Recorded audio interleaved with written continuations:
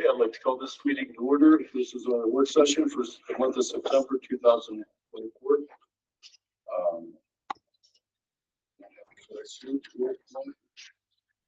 Recognition of guests. I'd like to welcome everybody to tonight's meeting. The purpose of tonight's meeting is to go over a possible agenda item. Wednesday night's meeting. There is a time for questions for agenda items and non-agenda items. Item B, recognition of meetings. August 14th from 7 to 7:37, regular meeting of the board, 7:38 to 8:04, executive session for personnel. Next week, we will have pride and promises.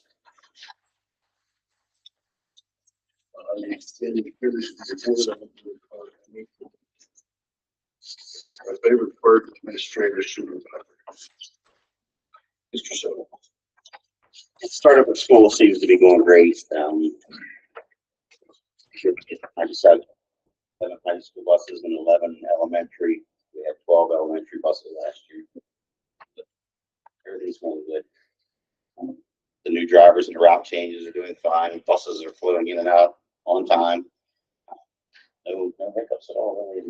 So what are you doing on drivers this year? Yes, started out fully staffed, and I had a couple subs, so I'm happy with it. I think you give it to the The reason we had 12 before, GoTech did an elementary route also. So GoTech is a standalone bus now. We just go to GoTech and come back. And so I just decided to merge them buses with the routes. Absorb that last route. If you're curious, you can always go down to his bus garage and you can see the road changes that he's slightly made that color coded and overlapped to make it happen. I know Joe put in a lot of hours for this routes. So when that bus from Motem comes back comes to the high school, it's still at the same time it was earlier? Yeah, same time. Okay. They just don't do elementary there. So. Okay. But by looking at all the routes together with different colors, you can see what buses overlap each other. And that's kind of I was just curious because I know when I used to pick up my grandson, you'd see the road slide and right at the very end. They still do that. They still do that, and they just go on to their buses. Okay. And their police SUVs all completed, painted, and decaled up, and plates are on it, and he's ready to roll. Yeah, I don't know if anybody's seen our police cruiser. It was pretty sharp because it's a nice job. I think it sends a pretty strong message. Again, you have one vehicle at each building, we have one officer at each building. That's definitely visible to turn. Any questions for Mr. Sager? Did we get the new transit van? Not yet. Oh, I thought I saw that. I don't know what they told us, like, A couple of weeks ago, it was still waiting. Oh, okay. Just take on an order or something. Okay. Okay, thank you. Mr. Novak. We repaired the exterior freezer here at the high school for our government food. We had a problem at the end of the school year, and we cleaned it out and got the system back online. We rebuilt pump 5 and 9 for the heating system here at the high school. The motor throughout the summer. It's just normal maintenance. Probably the last 2 that haven't been rebuilt over there a couple of years.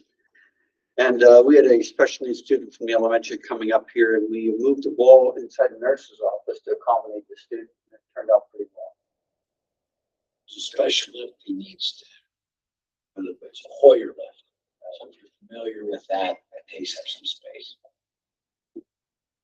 The last few I'll leave for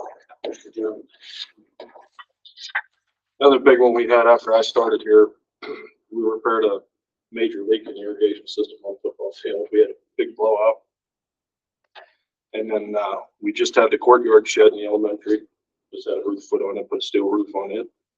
And we replaced a valve that was a pretty big job. Had it outsourced in the elementary for the water system.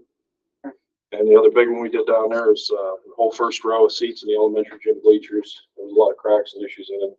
And found a matching set somewhere and got that put in. What kind of find this on football field? Is that a text thing or? It's all scheduled for it.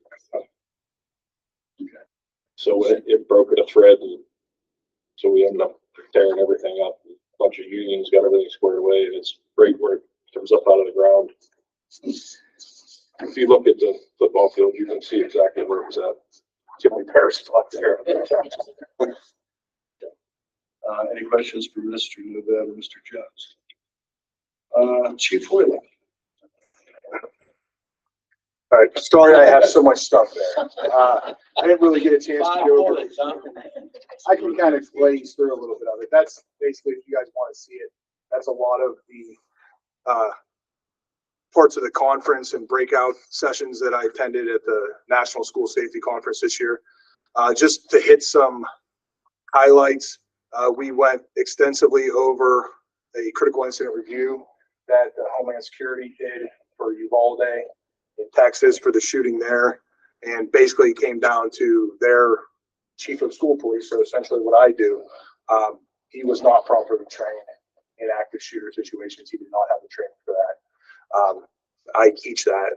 And he also did not have any training with incident command and wasn't aware that someone had to be an incident commander there and keep the whole scene moving. So among the other things that happened with the officers failing to do what they were supposed to do, it started at the top.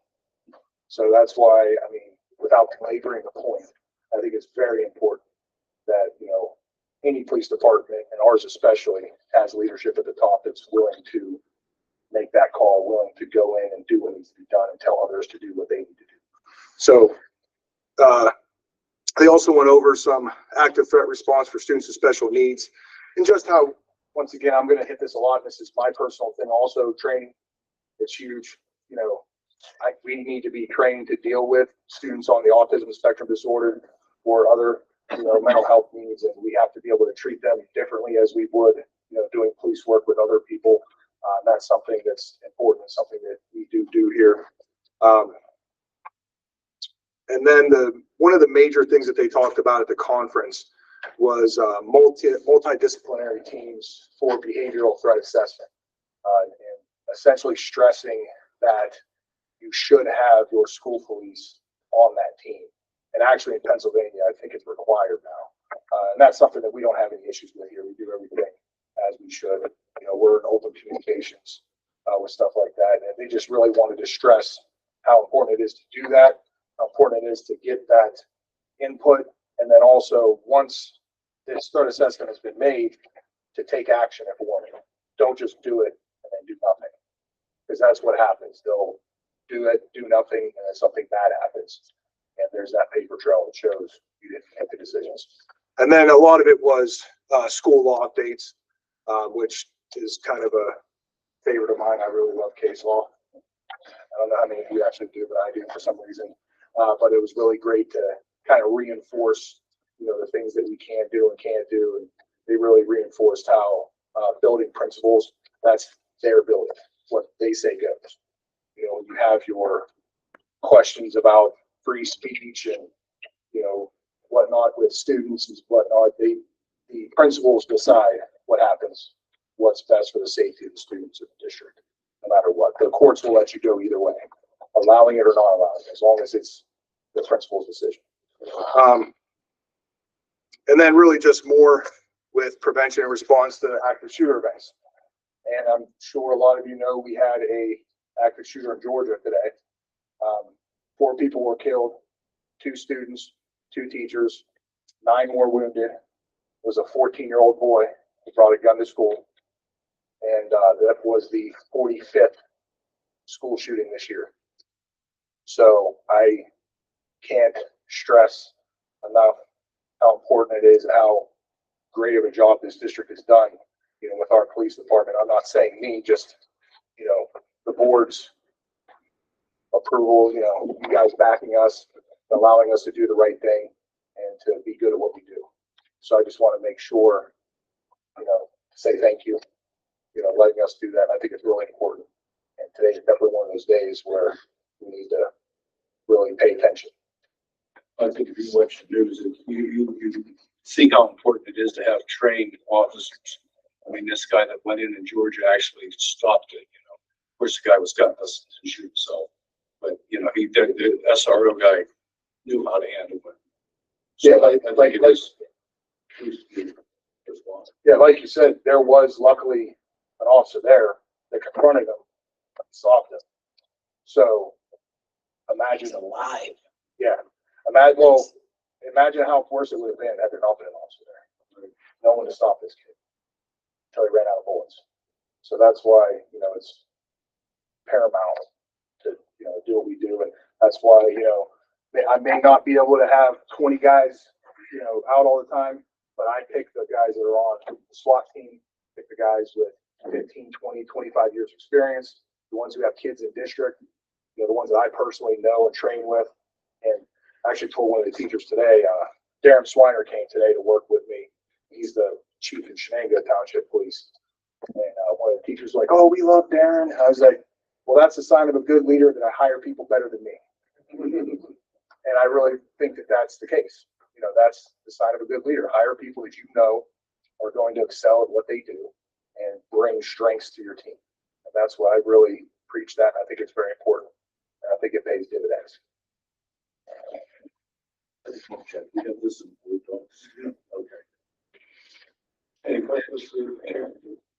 Thank you. Mrs. Franklin. Okay, good. It has been a great start to the school year. Just kind of in and out of classrooms and in and out of buildings for the last few weeks.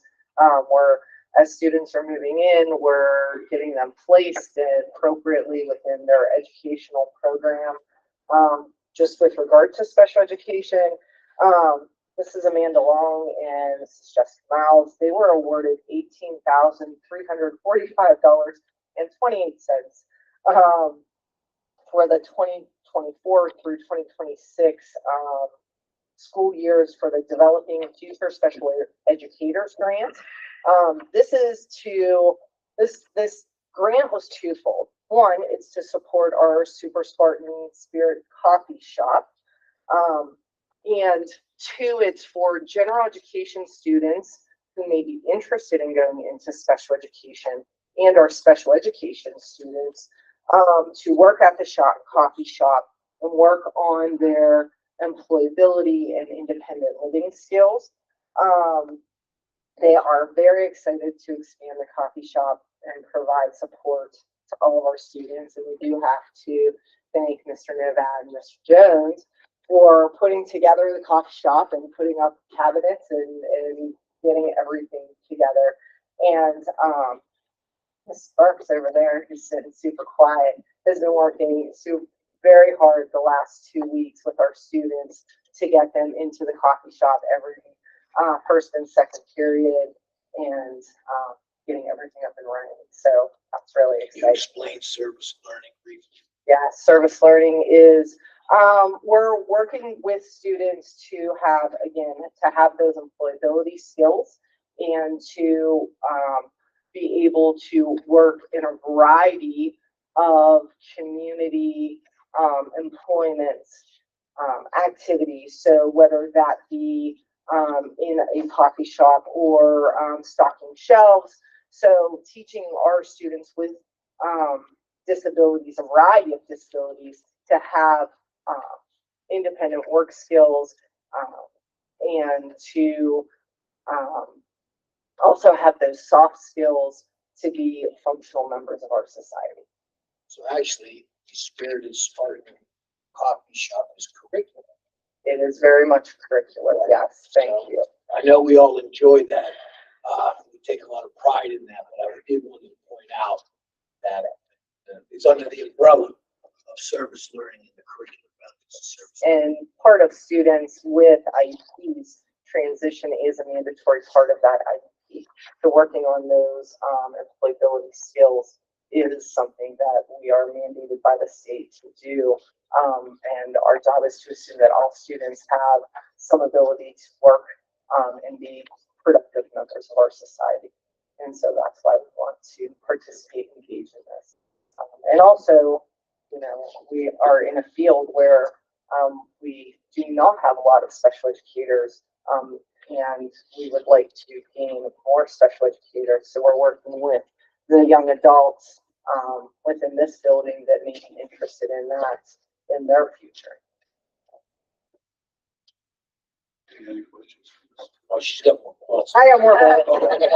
Sorry. I'm sorry. Laurel Elementary and High School have met the criteria for the PA Positive Behavior Support Network for implementing school-wide positive behavior interventions and supports with fidelity for the 23-24 school year.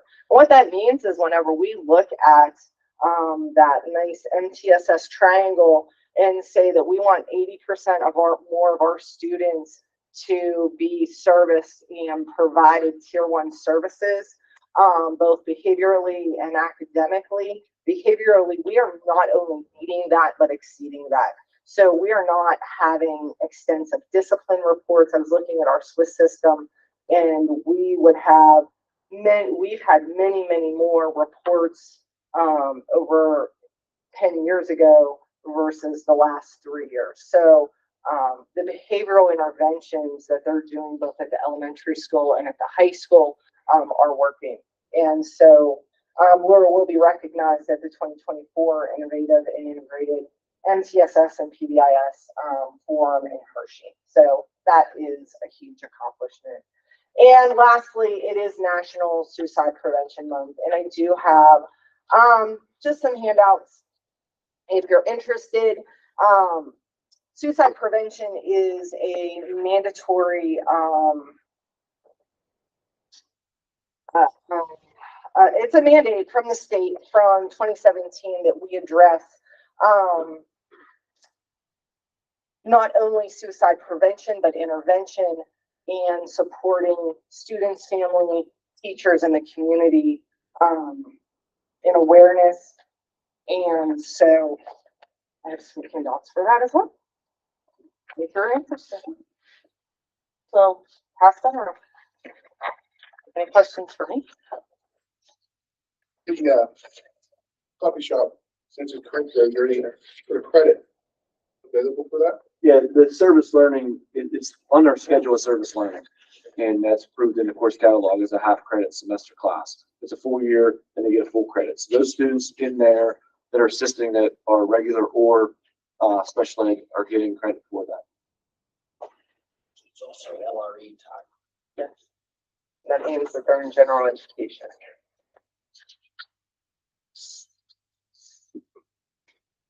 Okay, well, I haven't talked to a lot of parents, but so far they've all given you pretty good marks, so thank you. Mr. Lane. I think we're going to start with Mr. Verbley with our PSSA data. We'll go, I think, from grade 3 and up and up to yes. So this is our PSSA data from the 2024 school year, and then we also have last year, the 2023 school year. So starting with 3rd grade, this is the first year that the students are tested on the PSSAs. If you notice, our group this past year in 2024 did score a little less than the group behind them the previous year in 2023. But we've been watching this group for a while. We've been putting a lot of supports in place through K-2 with Title I services. And even last year, when they were in 3rd grade, we had pulled a group of students who were still struggling with literacy through our IST process and gave them small group interventions throughout the school year. One other thing with this group too, when this group started in kindergarten, there was about 15 to 20 less kids. So over the years, we kept getting more move-ins and more move-ins and more move-ins. And, you know, not that other schools aren't doing the same things we're doing or we're doing better, but it's not the same when they come to us. So they haven't been through our program to try to catch them up. So moving into 4th grade this year, I structured a little bit differently, knowing there was a lot of need there. And we actually got another 6 kids over the summer. So this group is pushing up towards 90 kids. I think it's 86 or 87 right now. So I tried to structure the 4th grade academics to keep the class sizes as small as I could.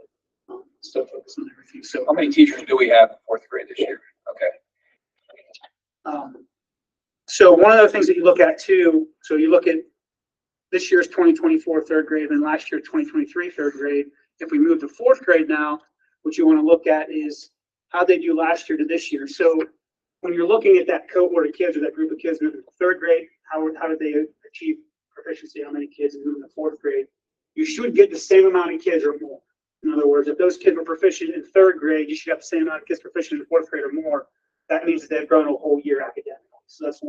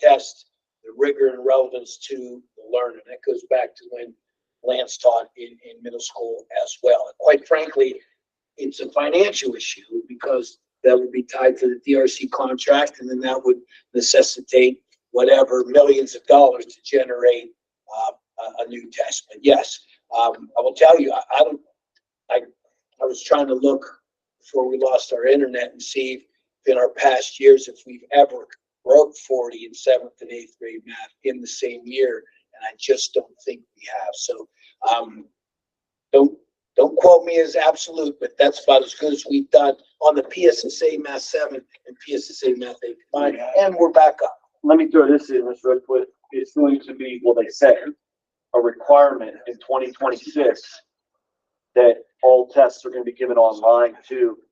I'm not a fan favor of that. I don't think anybody in this room is a fan favorite, especially math, when a lot of that needs to be done paper and pencil, and they're not even giving you that option. So I'm going to tell you right now, in the next 2 years, we're forced to do that.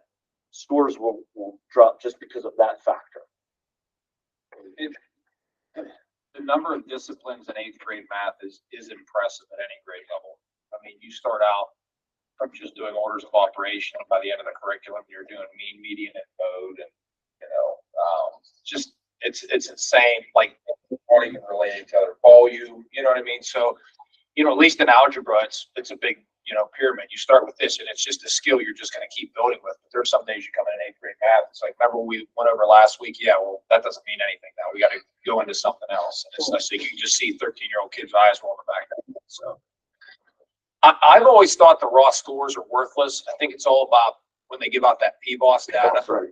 I think that's the only thing that's relevant, because you guys see it, you touched on it. Any one grade can be super strong, and you can show up raw numbers and be like, look at what we got here. But they might be a group of rocket scientists, and they should be doing that. You know what I mean? So, and you look at another grade that might struggle, a high number of learning support or whatever, and the raw data, people in here be like, oh man, what would the teachers even do that year? But if you look at the PBOS, their growth, you're like, man, they did a great job this year. Instead of only 40% being proficient, if you looked at the PBOS, they were maybe only 20% of that grade was supposed to be proficient, but they drug 20% more of the student body up to be proficient. So just looking at the raw numbers, I think is a disservice to teachers, because a lot of times when you look at that, it gives naysayers of public ed a real weapon. Look, 40% of them can read. That's what we're paying for, But if you look at the clientele and see what was their reading ability a year ago, what their reading ability is now, if there's real growth there, well, they're never going to put that. That doesn't get published. So And that's what Mr. Missioner was talking about, growth, and that's what Dan was sort of alluding to. We grow a kid a whole year. That's the goal, obviously. You're going from 3rd grade to 4th grade or whatever grade, you need to grow them for a full year. That PBOS data has not been released yet from the state. So we'll look at that when it comes in. Pennsylvania Value Added Assessment System. Don't ask her how they calculate. Yeah, the logarithm, forget about it. I can't explain that. I don't know how they calculate it. But the basis behind it is if you're proficient in 3rd grade and you're proficient in 4th grade, you've made growth. You've made a whole year's worth of growth, and that's the growth you're supposed to make. And then they have there's a color code too. They assign it to a teacher as part of their evaluation too, where if you're dark blue, great growth, regular blue, green's in the middle, yellow, red, you're not growing it. You're not growing your students. Did you explain the predictors? Was that a big component of it? No, we do not. All right. Basically, that predictors is part of that mathematical equation. They basically said, this is what Rob Lee has scored on all his tests up to this date. And they have a predictor and said, if he's going in the same, everything stays the same, this is what he should have. And they take that score. I don't know the formula, but then they measure it against their actual calculation. So it's extremely complicated, but it does have an algorithm that follows history and their achievement in history. And and part of that, you're actually rooting against other schools, because if you're predicted to be X spot and another school has 10 kids that got ahead of that spot, and then your growth just went down. So it's part of the equation too. Thank you.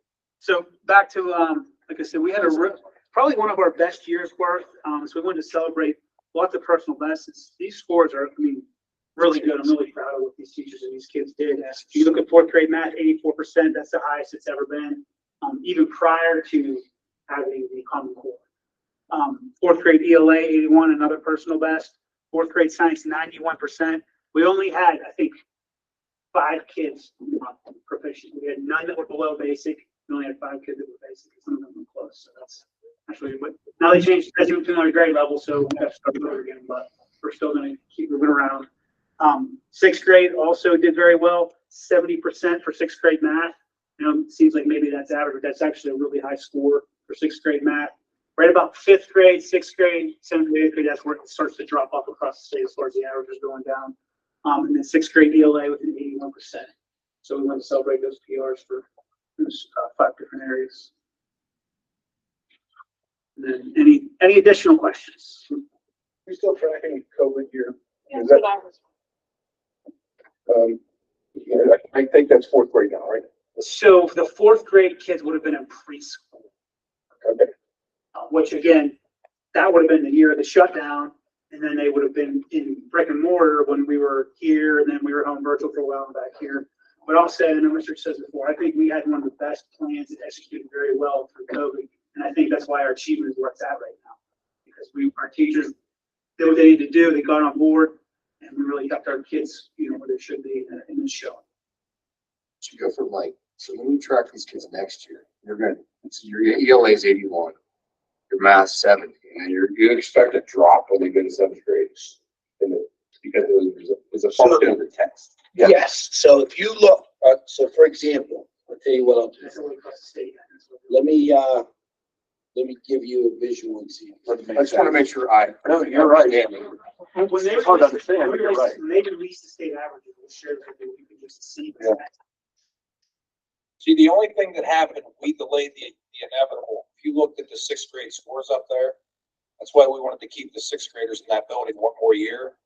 It seems whenever, I don't know what it is, whenever the salmon go out to the ocean, they come back and forget what their names are. So the thinking was to keep the 6th graders in that building just one extra year. So you're just delaying the inevitable. I don't know what's in the driveway between here and there, but whenever there's a building change, whether it's Shenango or Laurel or Hermitage, you get that intermediate or elementary to intermediate, whatever it is, something just tanks. I mean, Every building break, no matter where the building break is, if it's a K-4 to a 5A school, if it's a 5 to a 6 school, or if it's a 6 to a 7 school, research supports saying that building break, the year after the building break shows a regress. But relative to what you've said, Phil, is something that we look at. We can track a class horizontally and vertically. So if you take last year's 6th graders at 81, they were first in the county. Last year they were 77, they were first. As 4th graders, they were 71, they were second. And as 3rd graders, they were 75 and first. So what we look at is rigor and relevance, right? So we can see the raw achievement, but if someone comes out of the gate in first in the county, you would expect that group to continually perform at that type of relevance. Now, this isn't exactly scientific. One thing I will say, and if you look here at the bottom, you see this year 3, and even Jordan didn't win the title every year. 3rd grade was #1 for 3 previous years, but look at 4, look at 5, look at 6, look at 7, look at 8. So out of the schools that submitted their scores for comparison, we were first in ELA. Now, I also will tell you that there's another school that puts out a countywide spreadsheet, and we always input our data and they always input theirs. But out of the 8 schools this year, I'm going to say this year's data is a little skewed in that there was only 4 schools that participated. Now, I'm going to guess that 4 schools who didn't participate aren't hiding that they did real well, but I can't say that. And then also on the bottom, so if you're giving the same type of test every year, what is our average scores? All right. And so the same thing can be said when we look at, I'm sorry, guys, I have fat thumbs, so I'll get it. Damn it. Is that recording? All right, there we go. So we can look at math again. One thing we've always said here is we're built to score. And when I said, when I said that to the staff, what am I explaining is we're a homogeneous population. We have the second lowest economically disadvantaged population in the county, and we either have the first or second lowest special ed rates in the county. So relative to what Lance said about having, high quality students, our students relatively should score compared to schools who are like, there are at least 3 school districts in the county with an economic disadvantage rate of 45 to over 90. Okay, that's a different ballgame. And if you look at the research and relatively to scoring poverty, you can see all those ills. Okay, so it's one thing, and I said this last year. One particular teacher who wouldn't give herself credit per se. I said, look, it's one thing to have the materials, right, and to have the raw product, but you also got to drive that race car if you have it. And so they are doing what they're supposed to be doing. And you can see again 1s and 2s in math, and then also relative to science. Now here's what's something that's interesting. If you look at the average scores on 4th grade science versus the average scores on 8th grade science, so the same pocket of kids are dropping 18 points, but yet their average score relative is higher. So this is the same type of dilemma relative to the rigor and relevance of the 7th and 8th grade math test. For me, this speaks volumes. If I have the same portion of kids who are scoring in the mid-80s on average, but somewhere in the middle of the pack, and all of a sudden they're scoring 18 points lower, but ranked in the top 3 on average, right? I mean, just look at last year. We had 2 number 1s. So we had 91 in 4th grade and 74 in 8th grade. So, and you can go back. So if this was when they were in 8th grade, this would have been 7, 6, 5, 4. So they were 91 and 2nd.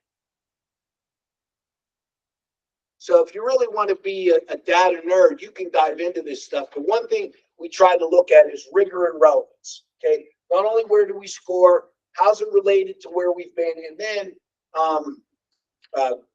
we haven't had them in 3 years, but we'll sit down as an admin team and we'll look at who teaches the trigger courses, and are they in the blue, are they in the green, are they in the yellow, or are they in the red, and by how much. So just try to provide a little bit of background detail on that. Any questions on this chart? Because it was not in board docs, but related to the conversation. Any other questions? So I'm going to present on the PAYS survey, which is the Pennsylvania Youth Survey that we gave last year in the fall. It should be up there. I don't know what's going on. Good. We didn't have this problem. Everything's okay. I have it on paper in front of me. Okay. I got you here. I got other ones. This would throw me off, Mr. Rich. Did I throw you off? Mm-hmm. It's all right. Oh, you got a hyperlink? Yeah. This is me. Do you have it, Rob, or I'll get off? I'm there. This is me. No. That's not you. So while they're doing that, I'll go over. The Pennsylvania Youth Survey, or PAYS, is conducted every other year in the fall of the odd numbered years. It's completely voluntary. Students are not required to take it. So we offer it to them. Parents can opt out, and anytime a student starts it, if they feel uncomfortable, they can stop it at any time. Students are made aware that everything is confidential. We never find out who answered what. We don't get a response sheet. We just get an overall percentage of how our students answered. So no individual level can ever be obtained. If you could go to, I think it's a 4th slide, Rob. So it's offered in grades 6, 8, 10, and 12. We do not offer it to our 6th graders. Some of the questions are a little mature and a little above where they are. So we decided as a team not to. This year we had 78 students, actually last year we had 78 8th graders, 76 10th graders, and 45 12th graders that participated. You can switch. So there's 7 categories. One is demographics. They ask questions about substance use, mental health, gambling, community and school climate and safety, indicators of risk, and then risk and protective factors. Go to the next one. Thank you. So here's just a breakdown of how many of our students were in the demographics area. Okay, so some key data points that I went through. The report is over 100 pages long, so I kind of went through and just picked the highlights from each area. When I talk about substance abuse, our students pretty much mentioned on there that prescription medicine is mostly what they use, what their parents are giving them, over-the-counter medicines like an aspirin or cold medicine. Mental health, the students felt that they had someone to talk to at home and or at school. They've used schoolwork as meaningful and important and enjoyed being in school during the past school year. This one, when Officer Hoyland was given his statistics, he said this was the 45th school shooting this year. This hit me because 84.9% of the students have a feeling of safety at school. So that just hit today when he was saying that. 77% have reported opportunities to talk with a teacher one-on-one. 86 reported the chance to be part of a classroom discussion or activities. Can you switch? 95% of the students have participated or in at least one pro-social activity. 72 of them are in school-sponsored activities. And we see a lot of students that are more involved in school feel more accepted. They have more ownership. There is more of value in what they're learning. 27 students said they experienced some sort of bullying. However, the next question showed that 54 reported of these 27 that if there is an adult that they can tell that will stop it if they see it, hear it, or when it's reported to them. And then the other statistic that came up said 75% of students stated that they weren't bullied at all. I thought this was interesting because I have a teenager at home. 33% of students reported sleeping less than 7 hours a night, and 67% felt sleepy or tired. And I should have finished that sentence on most days. Yeah. And 73% of students thought it was wrong or very wrong for someone their age to use alcohol. Around 80% thought it was wrong or very wrong for someone their age to use marijuana. 67% of students reported that most adults in their neighborhood would think it was a little bit wrong or not wrong at all for kids their age to drink alcohol. So it was a little interesting of what their perspective of is there. 83% of students in this district say that the rules in their family are clear. 83.6% report that their families have clear rules about drugs and alcohol. And I love this one. 96% of students stated their parents know where they are and who they are with. So the information in the PACE survey, what we do here at the high schools, we have our core team meetings once a month. I'll share it with all of the members of the team and we'll kind of go through it and pick it apart a little bit more to see if there's any areas that we need to focus on a little bit. Have we done this before? Because Mrs. Bell gave me a book a couple years ago. Mhm. Okay, Yes. yeah, that was pretty interesting. Okay. I can give you the book. Yeah, Officer Hoyland has it now because I shared it with him. Yeah, I still have the old one, if you want to see it, just to compare. I don't go through anything. Okay, any questions for Mrs.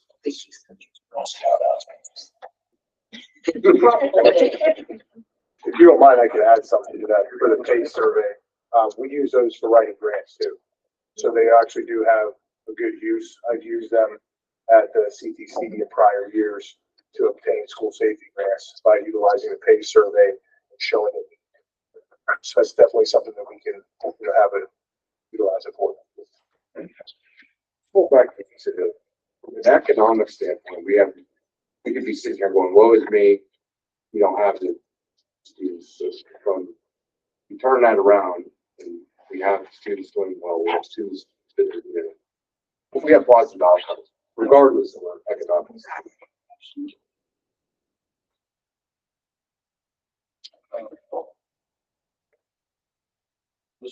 Dr. Lee.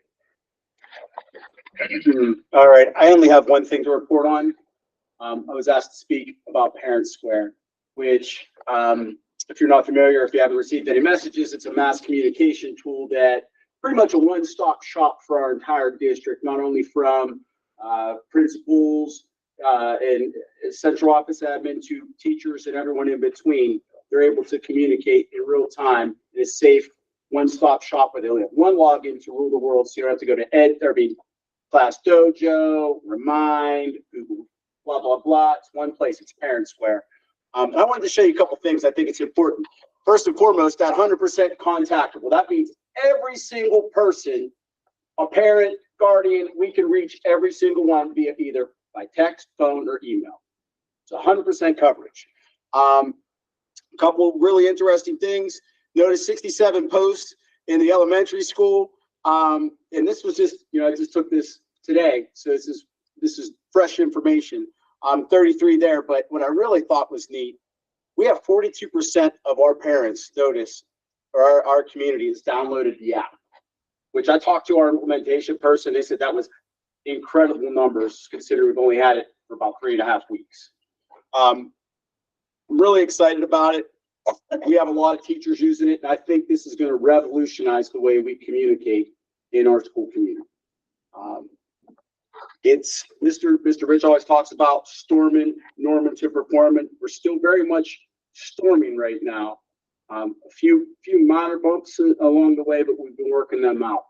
Overall, I think it's been a very positive thing. I've received a lot of feedback from both teachers and parents, and it's being utilized. So I think it's going to be something that will just continue to grow, continue to move forward. If you haven't taken a look, there's a lot in there. Everything from even our calendar. I have every calendar event in there that was on our regular, our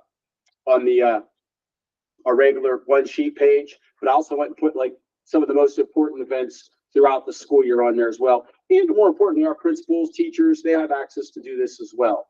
So there's a lot there. It's been extremely positive. If anyone would like a deeper dive, I would be happy to show you some of the additional reports and some of the other bells and whistles that come behind the scenes, but I don't want to take up too much of your time. Lastly, I just wanted to let you know our help tickets, because this is since August 19th. This is crazy. We've had 294. We've never had that many, but keep them in the first couple weeks. Keep in mind, this is everything from, can you reset my password, to, hey, something's not plugged in, and everything in between. So it's not just myself, it's Mr. Wallace and I both, but just want to show you, it has been relatively busy, and our numbers were a little bit higher than I normally like at 6 hours, but this is the insanity of the school year. And I was telling Mr. Ketzel when he came in, for me, this has been my best start, most certainly, which I think parlays nicely to our goal to have our best year ever. That's all I have. Any questions? I do have one question, and I don't even know who to address this to. I've had a few older people that are taking care of their grandkids, and they have a hard time dealing with, is it Alma? And they were asking, is there any other way to get information? Well, and I don't know how. I mean, Alma's covers a lot, so I don't know how you would do it other than that. Or do you guys have any ideas? I'd like to know, do they give you any specifics, like relative to information? Like, they can call in and we can give them information. We have parents like that at the elementary. We'll print them a report card if they can't get to that, those type of things. And that will have the attendance and everything on it, but just general questions, they would just have to call it. Well, and that's what I told them. With Alma, I think you can check your test scores and stuff. And I don't know how you do that other than Alma, without getting into a real. Yeah, you wouldn't be able to check grades and grade books without giving it. Okay, well, maybe. We've had them come in, and we personally, I'm sure you guys have them help to get on their phone and show them how to navigate it. So that can happen too. They contact us. We can help them get set up. I'll talk to them and see what they can do. So, okay, thank you. Well, I got it. Just want to show you all the events that are in here. Some props there. General, and from a parent's perspective on that Parent Square, yeah, I like it a lot. Thank you so very much. Yeah, it delineates by kid, by subject, by assignment. So thank you. I'm so excited I about still it. So bait them that's in the great. line. I'm sitting there looking at the app. Got any homework? No. Oh, yeah. I'm actually receiving excuses for it now too. And and early dismissals, which is nice because it's instant and every student, K through 12, I don't care what age they are, somehow they eat or lose that note from the time they leave the house to when they get to school. So it works really well. Yeah, this is the first year I was like angry when my kids came up to school about filling out that paperwork. So I was like, I got online and I was like, oh my, this is just so nice and easy. And it says, if you have any changes, contact the office. We're good for the next 4 years. But yeah, that was excellent. My only question is, should we be pushing, so the athletic teams use Team Reach. Is there a plan to maybe transition? And we mentioned that when we had our coaches meeting in August, we were still setting this up. Yeah. So I didn't emphasize it a lot. They already had their team reaches set up, but there's no doubt about it. We need to transition everybody to parents Twitter. It's just a matter of time. Yeah, and then like the sports forums, that was the only other question. That was the only, say, criticism, but I'm You like, mean the PIA form? yeah.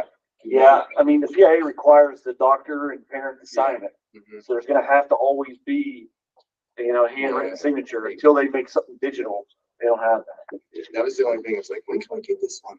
That's gonna be left up to the PIA That was- to make that change.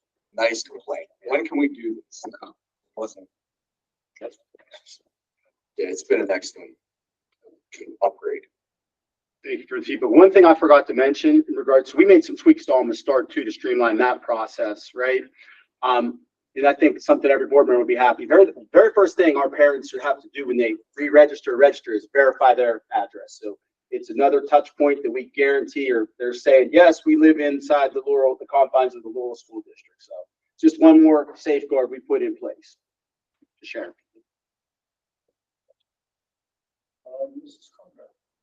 I am pleased to report that we were awarded PA Schools grant. The PAB Council, Dean Brothers Farm, which is will provide 50 pounds of ground beef per month for the school and subsidized by half. Some nutritional things you pay for it, but nutrition will buy the other half. And Mrs. Dean, who is really enjoying retirement, delivered our first delivery on Tuesday yesterday. Who's not doing the slaughter? Do you know who's doing that? I don't have Doesn't matter. that in- Right, White. Sarah, Does it? Yeah, I mean, that's not a priority. I think you know. we applied for another grant for a freezer to store this in. I have not heard yet a final decision on that.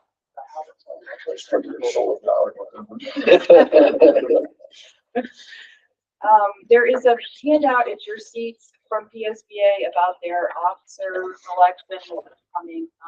It's completely clear information. There is a process for voting on that. If you have any input at all, let me know. And I can register our votes. Almost daily now, I am working on some entry of some sort that's going towards closing out the 23-24 school year in preparation for audits in October. We don't have that scheduled yet, but it's early to mid-October. So that's always on the forefront for me. We have a new point of service program for cafeterias. I think I've mentioned this, but it's called.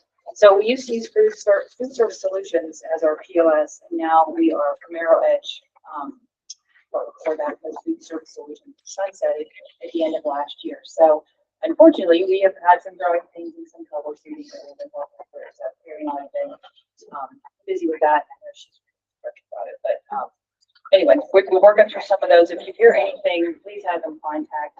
If a parent says anything to anyone about their child's account, have them contact that and me or Carrie, and we'll do the best we can to research it. It's all setting back from the first couple of days of school. So Is there communication about the app for that? Did I miss it? Because that's where I got burned on that one. School cafe one. Yeah, they switched from my school account to another app, and then I got burned. I got the message, hey, I don't have any money in my account. I'm like, I didn't get an email telling me you didn't have them. we put out a communication in mid-August. I don't know if it's specifically said about the change, but I know school cafe extension there. I have to go back and look to see. I think we did it earlier in the summer, but I missed it. It was on But I'm almost sure I wasn't there. Yeah. Well, I mean, we've been, There's been a lot going on, so yeah. I think, everyone's been a little lenient on the change, with the change, I should say. But if that's not the case, please let me know. Send them my way. There's a few reports missing from the, board docs this evening, because I just don't have all the stuff yet from the banks, and or tax reports. So that'll all be updated by a few months. Any questions for each one? Rich. Okay, real brief here. I want to just share with the board, one of the things the admin team has been discussing this summer. We're ready to push out, but I wanted you to see this first. Is we've done some research through several school climate organizations. I didn't feel like paying for one. So instead, following our research here, we came up with this school climate survey, and students will do it, parents will do it, community members, employees. It starts with safety. And then following safety goes into different aspects of teaching and learning. And then it goes into interpersonal relationships, instructional environment, social media, then some questions for staff about leadership. And what we want to do then, again, they can participate with their school or personal email. We're not collecting email. We'll have no way to say, well, Phil filled this out. Here are his answers. And what we want to do, and this is a related idea from, I showed a school survey that was done hard copy years ago. I don't know if you remember it. I'll talk about it.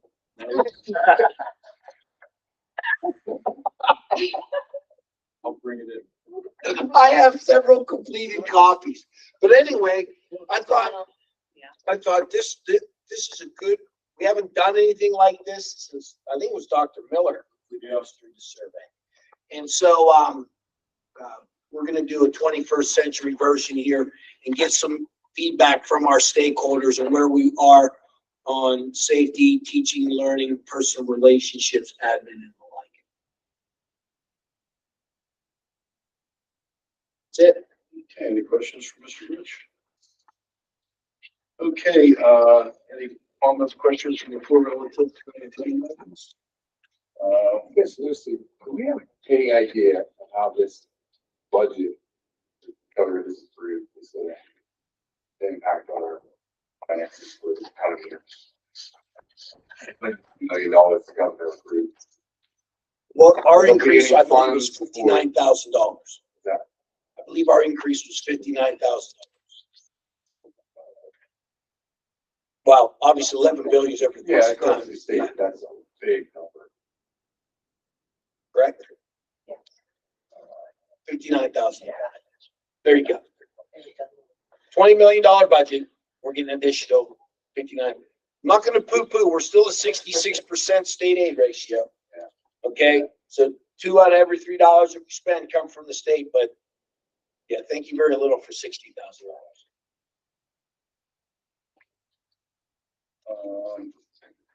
The minutes of the meeting, treasury report, investment report. I'm not gonna read all these buildings. I'll start with board action items, personnel. Remove the head softball coach resignation from the table and resignation of the head softball coach. That should straighten out everything from last month. Retirements, resignations. Ms. Miller, musical comp.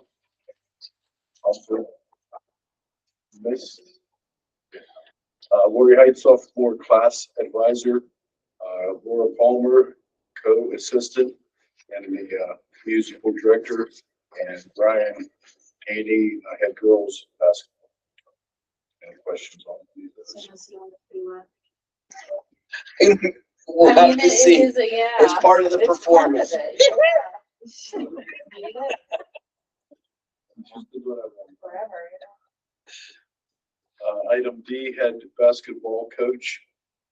We did talk to somebody tonight, so we have a name for next week's meeting. Head girls basketball coach, we will have a name for that next week. And the assistant girls basketball coach, will be Mr. Cadlock. Effective for the 24-25 school year, $4,925 as per collective bargaining agreement. Item G, sophomore class advisor, Kaylin Klingensmith, sophomore class advisor for the 24-25 school year at the rate of $500 as collective bargaining agreement. Any questions on item G? Item H, approve the appointment of Kayla Brandingler as assistant girls wrestling coach for the 24-25 school year at the rate of $3,125, pending receipt of required clearances and documentation. Any questions on item H? Item I, bus monitors, approve the employment of Casey Concher and Dan Bailey at the rate of $55.75 a day, effective upon receipt of required clearance and documentations. Any questions on item I? I'm gonna say, God bless these people that work for $55 an hour. I mean, that's just. Item J, bus and van drivers, please attach list 24-25 bus and van drivers. Questions on item J? Item K, FMLA disability leave for Leanne Conciello beginning August 26, 2024 for approximately 6 weeks using a combination of sick and unpaid days if necessary. Item L, school district registered nurse compensation plan. This will be effective August 21st, 2024 through June 30th, 2019. Any questions on item? Is there a number there? We're just approving the plan. There's no. Yeah, within the plan is the compensation number. If you'll remember, we're reducing that position from 1 full-time to 2 half-times. And therefore we got it this month. Last month you approved the voluntary demotion of 1 half of the position. And this month you will approve the other half of that position. We need to amend. So that's Amy. Okay. Yeah. Okay, the rate of $36. Yeah. Any questions on item N? Item N, remove superintendent evaluation from the table. We're hoping really hard on that one. It's all to me now. I have them all. Now I just have to figure out how to do a spreadsheet with all the numbers together. But we're hoping to have it for next week. Yeah, I'll be on it. And that will then item O is the superintendent's evaluation. Item P, additions to volunteer non-instructional substitute listing. We got those documents. Any questions? Item Q, professional development workshops and seminars, approved for all development workshops for Mr. Rich to the PASA and PSBA School Leadership Conference on October 6th and 7th in Poconos. The request district registration of 509, lodging of 399, and mileage. Any questions on the item? The PSBA part is the board member part. If anybody's looking for time with Len. Tim with the joke. Yeah, I'm sure it's a good seminar. I just.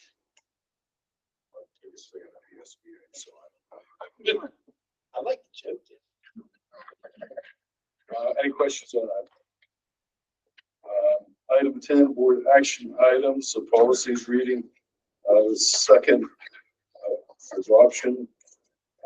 This goes from policy 103.1, 234, 247, 249, 252, 317.1, 366, 807, 824, Anybody have any questions on policies? Item B, approve attached 24-26 Allegheny IU agreement for special education grant. This is the grant that Mrs. Claiborne was talking about. They have an agreement that goes along. Says and it goes to them to their funds, and they're going to take care of all the logistics. Any questions on item B? Item C, approve the renewal of the district's vehicle insurance policy with current agency and Erie Insurance Company for the 24-25 school year, the amount of $38,243. Last year was $36,723. Any questions on items? Is that competitively bid on a second? Excuse me, Erie Insurance offers a windshield replacement for $50. No, it's zero. And we use it often. And the other insurance companies do not. So that's one reason we stuck with that. Any questions on item C? Item D, approve the attached engagement agreement with Rashidi Group to provide 2024 affordable care to the local district at the rate of $500. A change from last year. Second. Part of the Affordable Care Act are those forms to send down to more things, and they assist with all of that. Third-party administrative. They take care of all of that. And this is something we've done since. Right. Okay. Item E, approve the maintenance agreement renewal with Johnson Controls for the period October 1st, 2024 through September 30th, 2025 for the amount of, we're still working with them to get it, bring it from them. Wanted to leave it on here just to use it. okay. And this is something that we get every year. I mean, Johnson Controls is really item F, disposal of assets. Approve the disposal of bus 85, 2008 Freightliner with 145,000 miles at the 422 auction. Any questions on item F? Item G, fall athletics. Approve the coaches of cheerleading, cross country, golf, football, junior high girls basketball and volleyball, and any student team finalists in these sports participate in the 2024 WPIAL PIAA championship final should they qualify. Item H, approve the following field trips, Miss Amanda Long, Jessica Miles, and 4 students to Monroeville for Special Olympics. Watching meeting 10/16/24 across the district is for transportation and substitute for Mrs. Long and Mrs. Miles. Number 2, Miss Anna Antuano and 25 to 30 juniors and seniors to healthcare professionals high school mentoring program at Robert Morse College on 11/18/24 across the district for transportation and lunch for chaperones. Item 3, Mr. Matt Pertile, Ryan Whippage, and approximately 40 juniors and seniors to careers in construction and allied industries union apprenticeships at the David L. Lawrence Convention Center on 11/1/24 across the district for transportation, lunch for chaperones. Any questions? Item I is to rescind the motion for the Halloween parade for the 2025 school year. This did not meet the emergency requirements by the solicitor. Any questions on Group A? I believe there was, we were going to discuss this tonight and also put it on the agenda for next month. Because to do it properly, evidently you have to discuss it and put it on motion on the agenda so many hours before you vote on it. We sort of took the side path last time, so we're gonna correct our mistake. And, Title letter J. yeah. Would be Halloween. You want to discuss any of this? I mean, I do want to mention, like, for me, it's a safety issue. I'm in charge of 500 kids and there's teachers. And try to, logistics behind it. And that's one of the reasons why, Mr. Kroll has suggested doing something with Spooky Park. The parents could bring their own kids to still have the same experience. But that was a great idea. It's not the exact same thing, but. I don't think we need the parents though, do we? no, I don't know that the need for the parents coming in the school, right? But when you always parade, Because that was. So the kids will walk. Yeah. I don't remember parents being there. When I did it. Fire trucks and stuff. Then the people were able to see each other and so forth. They were just like part of the room parent party. Well, I mean, if it passes, which it probably will, because it was last time. We have 14 months to figure out. And that's like I said, we talked to the teachers, and that's because the actual parade outside, that was many principals before. And then we haven't dressed up in a long time either. That's just, that's a whole nother layer. This started before you came along. This started back with political correctness and Mr. Ford. He was a great principal, a lot of energy, but he turned it into, from a Halloween parade to a fall celebration. We still call it a fall party. And it isn't a fall party. It's Halloween. It's scary stuff. Skeletons. I mean, I understand where he was coming from. He was a Methodist minister, so he did not like it. I think they sort of took a lot of fun out of Halloween. On the costumes too, I mean, that's an issue. A lot of kindergartners get very scared. Well, I need something out. Jeez, we do have time. We have time to work out, I think, any big problems we have. See what happens. I just don't think it's an issue. We've discussed this. You can take action whenever you want to take action. And you can get involved whenever you want to get involved. We're a $20 million annual operation. We're talking about a board vote on a fall party versus a Halloween. I think we've done a great job as a board, particularly with 5 new board members. I found the budget process rewarding and enlightening, inquisitive, ask great questions, and made an informed decision. Big picture issues relative to hiring of personnel. Again, a fundamental job of the Board of Education. Active participation, active questioning, and done a great job. Take action on what you want to take action on, but I think there's a reason and a rationale. Like, for example, to me, I don't care one way or another, whether it's a fall party or whether it's a Halloween parade. That's not my one over the other. I feel it's a building level decision. There's been input relative to the faculty. Building administrator made that decision, and I support his stance preference and keeping the fall party over the Halloween parade. And I think he's pointed out some of the logistical problems, particularly not only the scare factor, if you will, with the younger kids, but the obstacles in dressing and undressing, and who's going to participate, who doesn't participate, who brought their stuff in, who doesn't bring their stuff in. I think the fall party has set a lot of those issues. My opinion, that's all. I see where you're coming from, but it isn't a big thing. But when I'm standing there at football games on Friday nights, I get more people asking me about the Halloween party than they're asking me about the bike. So I guess I'm just addressing the concerns that I hear from. That's very fair. So can we just go back, so grab metal and have the PTO come and sit down at the end? That's why they have 14 months to come up with it.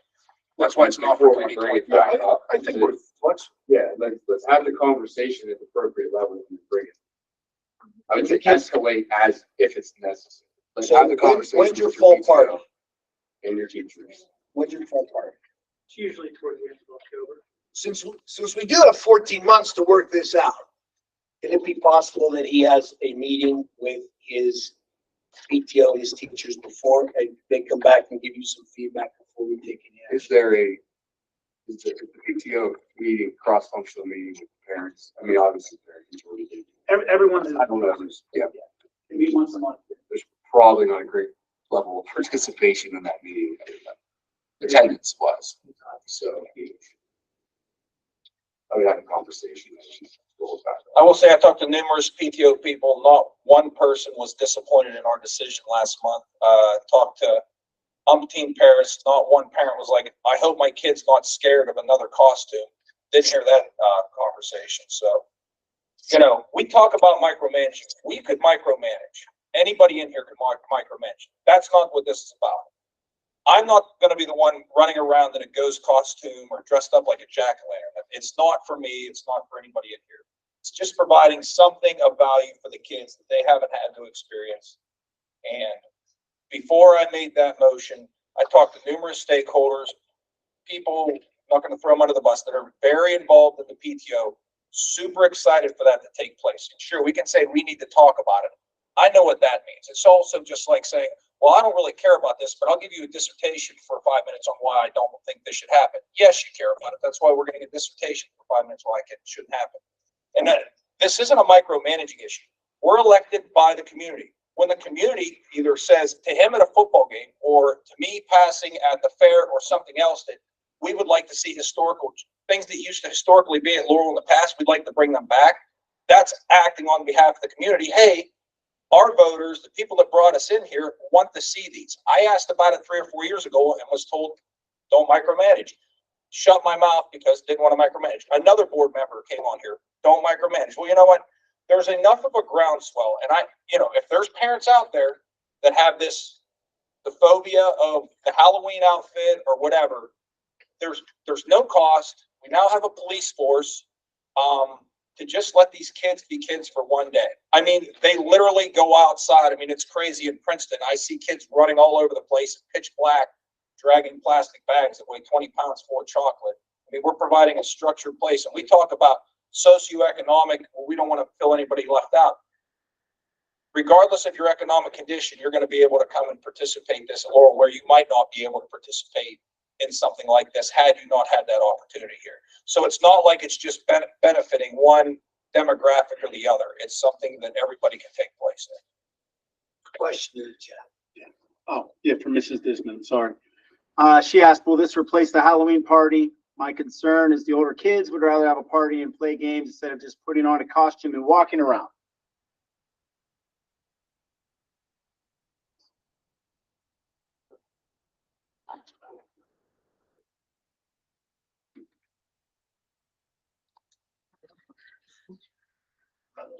Well, you'll either do the fall party, you'll either do the fall party Yeah. or the Halloween parade. It will not be both.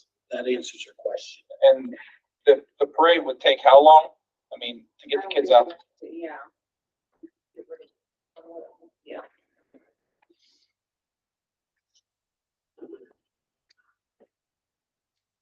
What, It'll be on the agenda. leave it on the agenda. We got 14 months to figure it out.